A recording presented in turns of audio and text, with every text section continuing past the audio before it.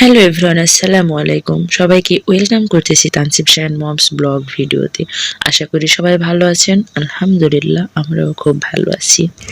আজকে চলে আসলাম মজার আরেকটি ভিডিও নিয়ে। প্রকৃতির সৌন্দর্যের মাঝে চলে এসেছি আমরা অনেক ধরনের শাক তুলতে। যেমন এই শাকের ভিতরে ছিল বৈথ বা বৈথা শাক বেশি।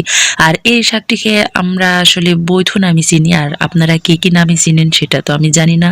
তবে অবশ্যই কমেন্ট করে বলে যাবেন যে এই শাকটিকে আসলে আপনারা কি নামে চিনেন। আর সবাই মিলে একসাথে মাঠে শাক তোলার মজাই আলাদা, আর এটা শুধু গ্রামের মেয়েরাই বুঝবে। আসলে শীতের সময় আমাদের গ্রামের মাঠে এইসব শাক ভরপুর থাকে, আর এই জমি থেকে টাটকা টাটকা শাকসবজি তুলতে কি যে ভালো লাগে সেটা বলে বোঝাতে পারবো না।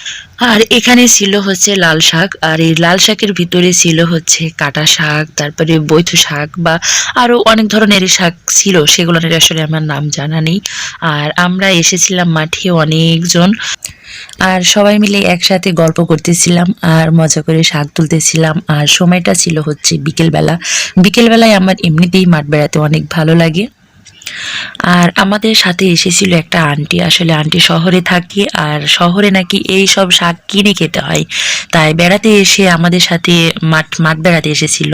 তো আসার পরে এই শাক দেখে বলছে যে হচ্ছে আমি নিয়ে যাব, এই শাক তো আমাদের কিনে খেতে হয়, আর এখানে এই যে টাটকা ফ্রেশ কত সুন্দর শাক, আমাকে হচ্ছে তোমরা সবাই মিলে শাকগুলানকে হচ্ছে উঠায় দাও, আমি হচ্ছে নিয়ে যাব। ও মা, আমরা তো এদিকে গল্প করতেছি আর মজা করে শাক তুলতেছি, আর এদিকে আমার বাচ্চা কাচ্চাদের কাণ্ড দেখুন।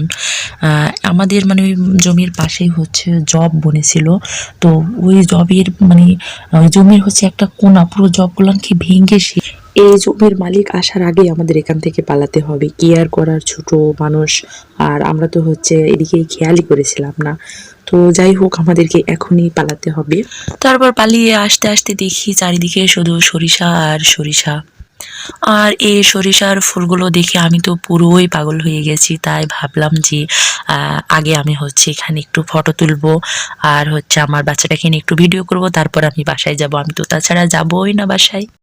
আর এই শীতকালীন সময়ে মাঠের চারিদিকে শুধু সরিষা ফুল আর শাকসবজি, আর এগুলো দেখে আমি মানে পুরোই পাগল হয়ে যাই মাঠে আসলে।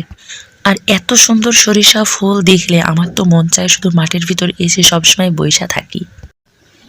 আমি শুধু একাই অন্যদিকে মানে পালিয়ে এসেছি, এসে তো ছোটাছুটি করতেছি, ফটো তুলতেছি, ভিডিও করতেছি, আর ওরা কিন্তু এখনো শাক তুলেই যাচ্ছে। আসলে এই শীতের সময় খুব কমন একটা শাক হচ্ছে আমাদের বৈথা শাক। তো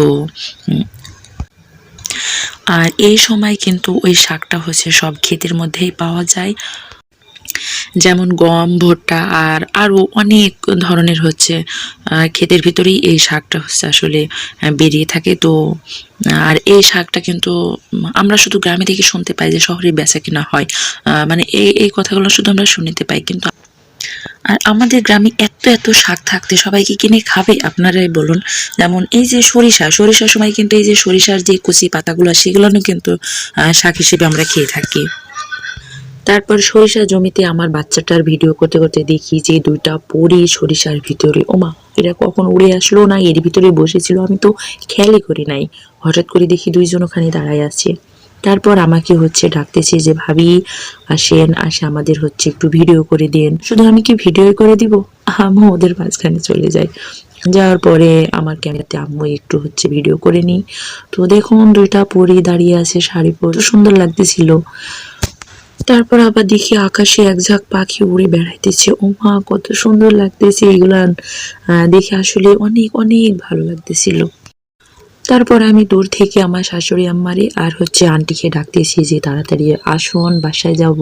তো বলতেছি না, যাব না, আমাদের হচ্ছে মোট ভরে শাক তুলতে অনেক ভালো লাগতেছে।